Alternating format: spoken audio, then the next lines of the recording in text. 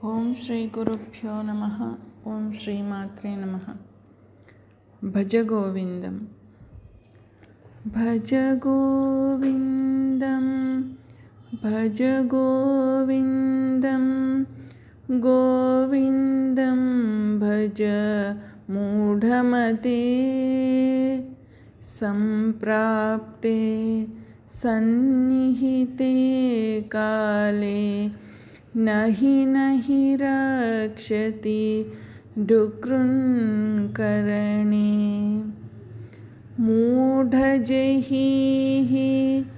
ధనాగమతృష్ణాం కురు సద్బుద్ధిం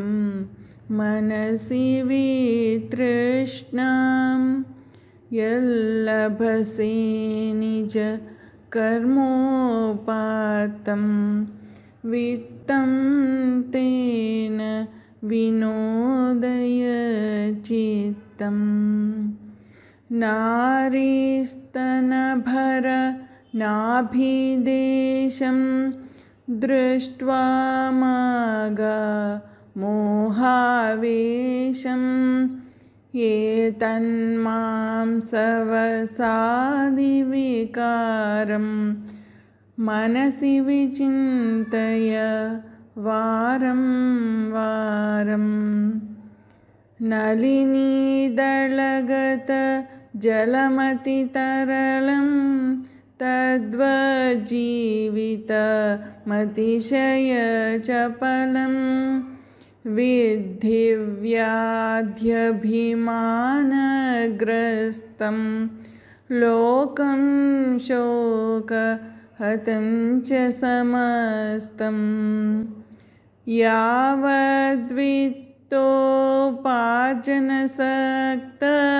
యావద్విత్తోపార్జనసక్తస్తావన్నిజ పరివారో రక్తః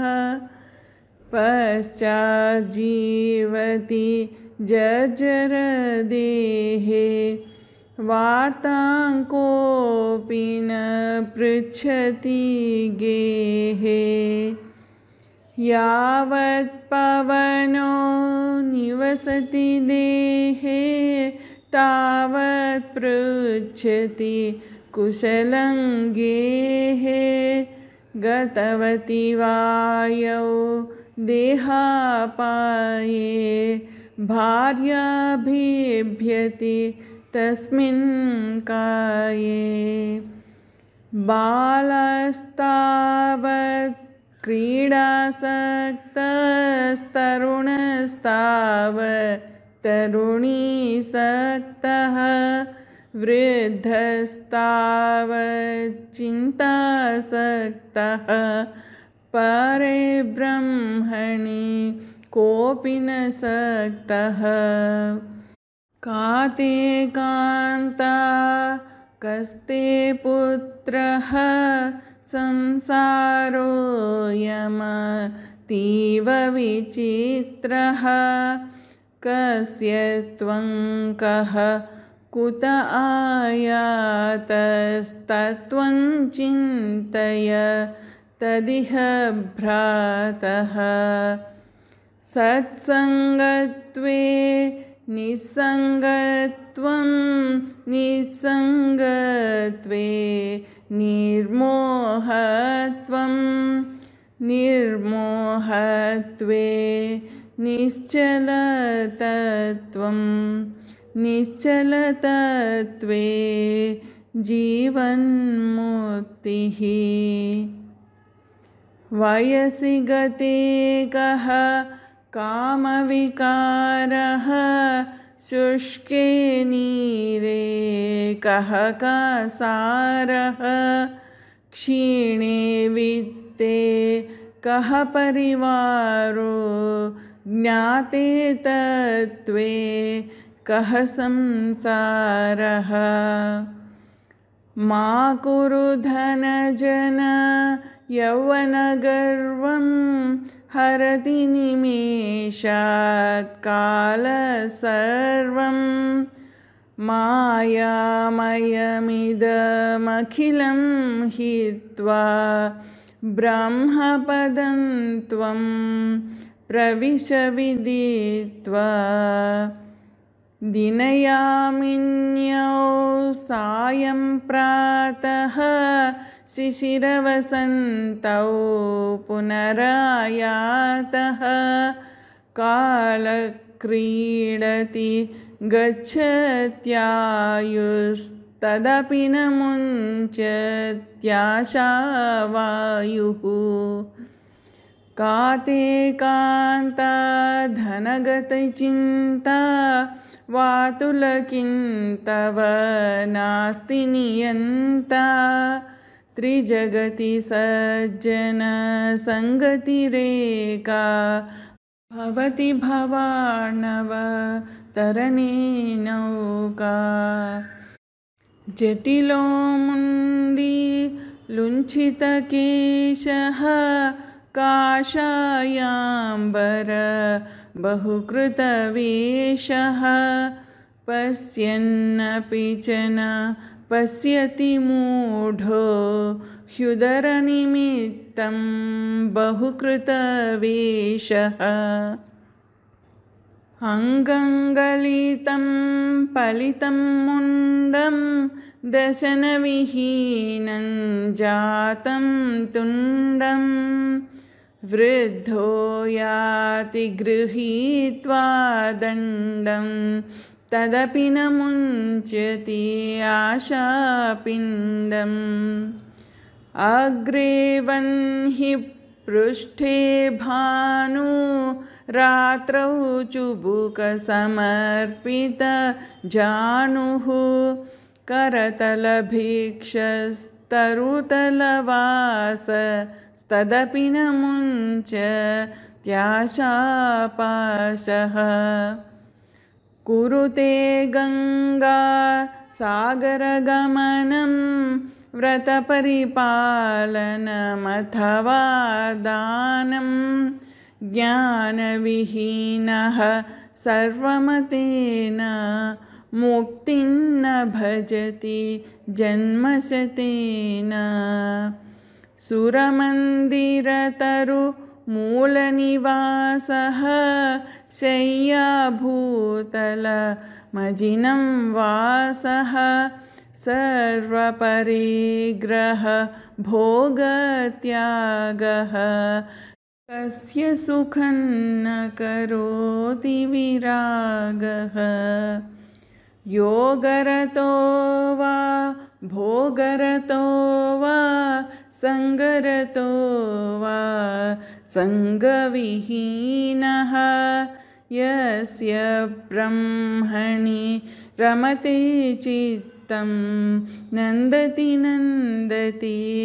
नन्दत्येव भगवद्गीता किञ्चिदधीता गङ्गाजललव कणिकापीता सकृदपीन मुरारिसमर्चा क्रियते तस्य यमेन न चर्चा पुनरपि जननं पुनरपि मरणं पुनरपि जननी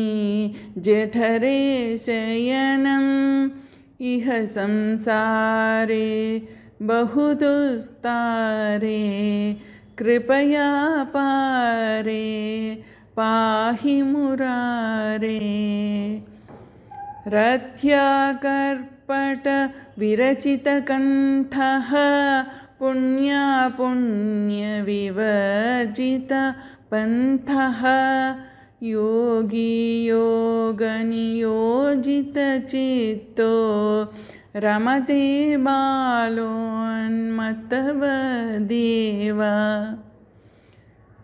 कस्त्वं कोऽहं कुत आयातः कामे जननी को मे तातः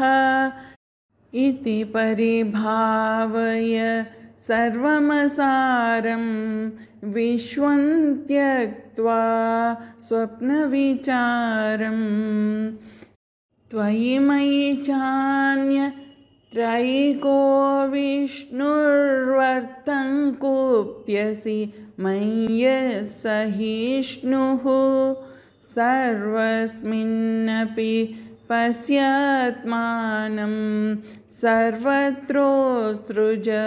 भेदज्ञानं शत्रौ मित्रे पुत्रे बन्धौ मा कुरु यत्नं विग्रहसन्धौ भव समचित्तः सर्वत्र त्वं वाञ्छस्य चिराद्यदि विष्णुत्वं कामं क्रोधं लोभं मोहं त्यक्त्वात्मानं भावय कोऽहम्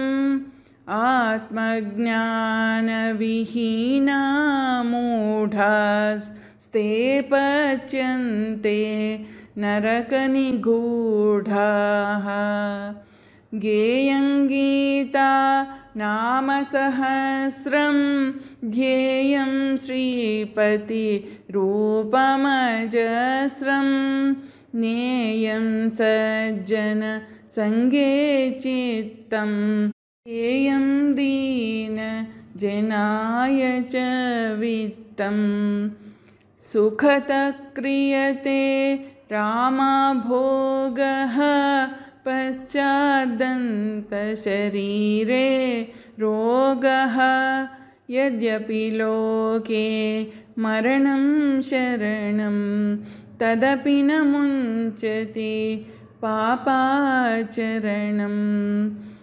अर्थमनर्थं भावय नित्यं नास्ति ततः सुखलेशसत्यं पुत्रादपि धनभाजां भीतिः सर्वत्र ईशा विहिता रीतिः प्राणायामं प्रत्याहारं नित्यानित्यविवेकविचारं जाप्यसमेतसमाधिविधानं पूर्ववधानं महदवधानं गुरुचरणाम्बुज निर्भरभक्तः संसारादचिदाद्भव मुक्तः सेन्द्रियमानस नियमादेव द्रक्ष्यसि निजहृदयस्तन्देवं भज गोविन्दं भज गोविन्दं गोविन्दं भज मूढमते सम्प्राप्ते सन्निहिते काले नहि रक्षति डुकृन्करणे भज गोविन्दं भज गोविन्दं गोविन्दं भज मूढमते सम्प्राप्ते सन्निहिते काले नहि रक्षति डुकृन्करणे। हरि ओम तत्सत्। ओम शांति शांति शांति।